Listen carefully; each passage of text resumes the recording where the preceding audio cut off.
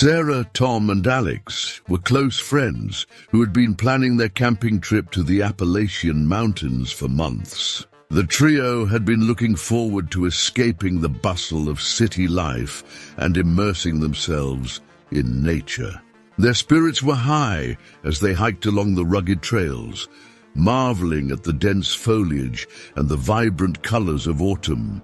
The air was crisp, and the forest was alive with the sounds of birds and rustling leaves. As the sun began to set, they found a clearing and set up camp, gathering wood for a fire. Their first night was filled with laughter and stories around the campfire. Sarah recounted urban legends, while Tom shared tales from his childhood. The crackling fire provided a comforting warmth against the chilly night air. The group felt a sense of camaraderie and contentment as they enjoyed their evening under the stars. However, as the moon reached its zenith, an eerie silence fell over the forest. No crickets, no rustling leaves, just a suffocating stillness. The change was abrupt and unsettling. "Do you guys hear that?" Alex asked, his voice barely above a whisper. They all fell silent, straining to listen. The absence of sound was unnerving, as if the forest itself was holding its breath. Suddenly, Alex noticed a shadowy figure standing just beyond the tree line, watching them intently. His heart pounded in his chest as he called out, "Who's there?" The figure vanished, melting into the darkness. Unease settled over the group, but they shrugged it off, attributing it to overactive imaginations and the spooky atmosphere. They retreated to their tents, though sleep did not come easily. In the dead of night, Sarah woke to the sound of whispers outside her tent, growing louder and more insistent. She unzipped the flap cautiously and found Tom and Alex standing there, pale and trembling. "The figure! It's following us!" Tom stammered, his eyes wide with fear. Alex nodded, his face ashen. "We need to leave now." They decided to leave immediately, packing in frantic haste. The whispers persisted, now seeming to come from all directions, surrounding them in a disorienting cacophony. As they trudged through the dark woods, the whispers grew louder, more urgent. They could barely see the trail, and every snap of a twig made them jump. The forest seemed to close in around them, the trees looming menacingly.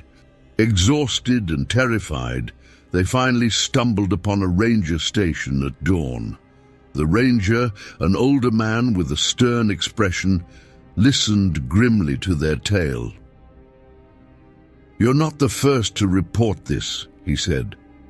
"Many campers have experienced similar things over the years, but no one has ever found the source of the whispers." The friends left the mountains, vowing never to return. The memory of that night haunted them, a chilling reminder of the unknown terrors that lurked in the silent forest. Over time, they grew distant, each dealing with the trauma in their own way. Sarah became obsessed with researching paranormal phenomena, while Tom developed a fear of the dark. Alex, the most shaken, moved to a different state, hoping to leave the memories behind. Years later, they reunited at a friend's wedding. As they caught up, the conversation inevitably turned to that fateful night in the forest. "Do you ever wonder what it was?" Sarah asked, her voice barely above a whisper. Tom nodded, his expression haunted. "Sometimes I hear the whispers in my dreams," he admitted. Alex remained silent, but the look in his eyes said it all. The memory of the silent forest and the mysterious figure that haunted it would stay with them forever. Jake, Lisa, and Ben were thrill-seekers with a passion for exploring the unknown. When they heard about a remote forest known for its eerie legends, they couldn't resist the lure. They had heard tales of a reclusive trapper who had once lived in the heart of the woods. his cabin now abandoned and supposedly haunted. Intrigued by the stories and eager for an adventure, they hiked deep into the woods, aiming to find the rumored cabin. The forest was dense, the trees towering overhead and blocking out much of the sunlight. As they walked, the forest seemed to grow darker and more foreboding. The air was thick with the scent of pine and damp earth. They hiked for hours, following a faint trail that seemed to disappear at times, only to reappear when they were about to lose hope. As night fell, they set up camp and started a fire, the flickering flames casting long shadows around them. Jake, the group's skeptic, scoffed at the local ghost stories and insisted on finding the cabin.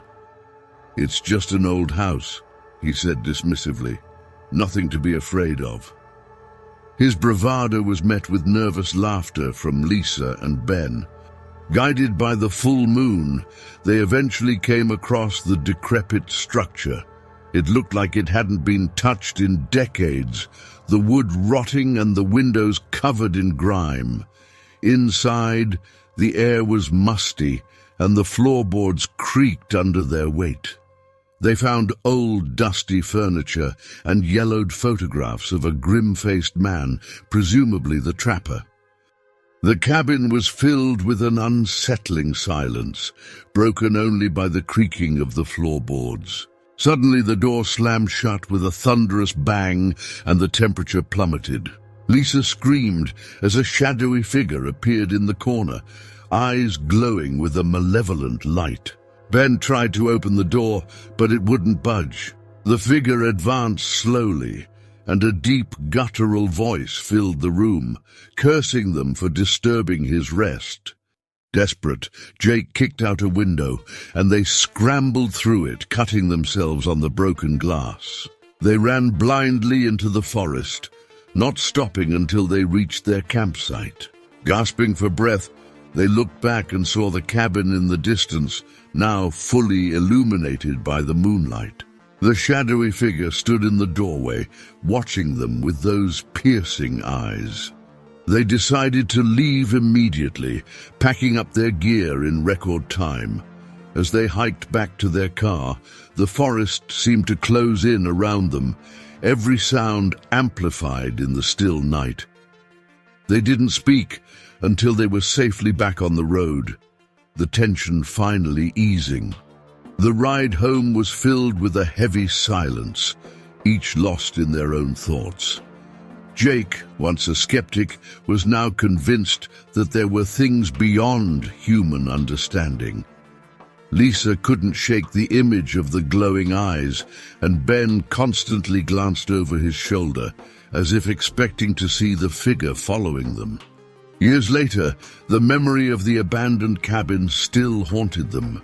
Jake, now a believer in the supernatural, became a paranormal investigator, determined to uncover the truth behind such occurrences. Lisa channeled her fear into writing horror stories, drawing inspiration from their terrifying experience. Ben, however, couldn't cope with the trauma and distanced himself from his friends, unable to confront the reality of what they had seen.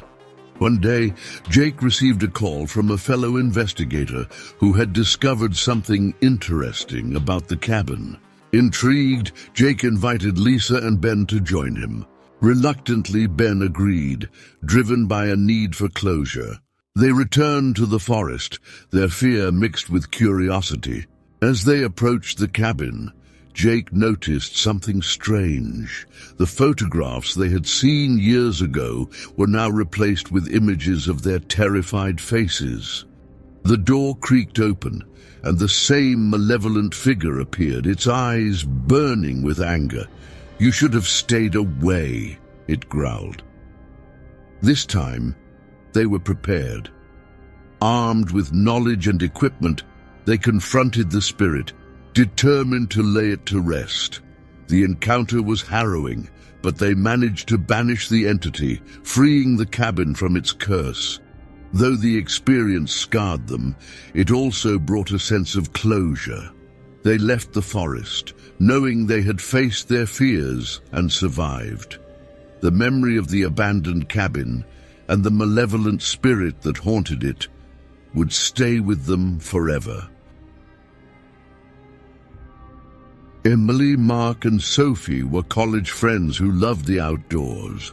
They planned a peaceful camping trip by a secluded lake rumored to be haunted. Local tales spoke of a young woman who had drowned there decades ago. Her spirit said to still linger, searching for someone to join her in the depths. Skeptical but intrigued, the friends set up their tents near the water's edge, the serene landscape belying the sinister stories. The lake was surrounded by dense forest, its still waters reflecting the sky. As they set up camp, they couldn't help but feel a sense of unease. The air was heavy with the scent of pine and damp earth. As night fell, they gathered around the fire, telling ghost stories to amuse themselves. The lake, illuminated by the moonlight, looked calm and inviting. Emily, feeling adventurous, suggested a midnight swim. Despite Mark and Sophie's reluctance, she stripped down to her swimsuit and waded into the dark, still waters. The lake was unnaturally cold, sending shivers up her spine. She swam out a bit, enjoying the eerie tranquility. As she turned back to her friends, she noticed they were staring past her, eyes wide with terror. "What's wrong?" she called, but they didn't respond. Emily turned and saw a pale figure rising from the water, eyes hollow and skin translucent. The figure's long hair floated around her like seaweed, and her mouth opened in a silent scream. The figure reached out, its touch icy and paralyzing. Mark and Sophie screamed for her to swim back, but Emily felt an overwhelming force pulling her down. She struggled, the cold water sapping her strength. The spectral hands gripped her tighter, and she could feel herself sinking. Just as she was about to be dragged under, Mark dove in, grabbing her arm and yanking her back to the shore. The ghostly figure disappeared, but the icy chill lingered. They quickly packed up and fled, vowing never to return. The next morning, they noticed bruises on Emily's arm, shaped like fingers, a grim reminder of their encounter with the haunted lake.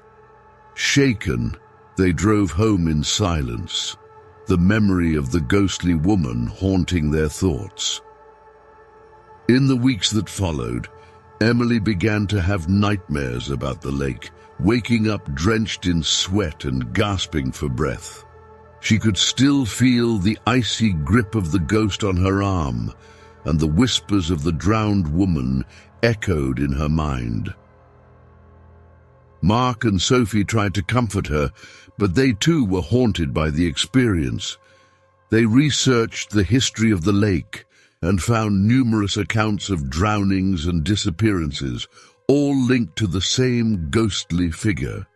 Determined to understand what had happened, they contacted a local historian who told them about the young woman, Eliza, who had drowned in the lake over a century ago. She was rumored to have been betrayed by her lover, who pushed her into the water during an argument. Her spirit, filled with sorrow and rage, was said to haunt the lake, seeking revenge on anyone who ventured too close. Years later, the memory of that night remained vivid. Emily never swam in a lake again, and the three friends grew distant, each haunted by the ghostly figure that had risen from the haunted lake. Emily became reclusive, avoiding water and anything that reminded her of the lake. Mark and Sophie, though they remained friends, found it difficult to discuss what had happened, the trauma too fresh. One day, Emily decided to face her fears. She returned to the lake alone, determined to confront the ghost and find peace. As she stood at the water's edge, the ghostly figure appeared, eyes filled with sorrow. Emily spoke to the spirit, offering her forgiveness and asking for understanding. The ghost, her expression softening, slowly faded away, leaving Emily with a sense of closure.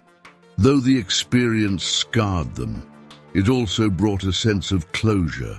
They left the forest, knowing they had faced their fears and survived.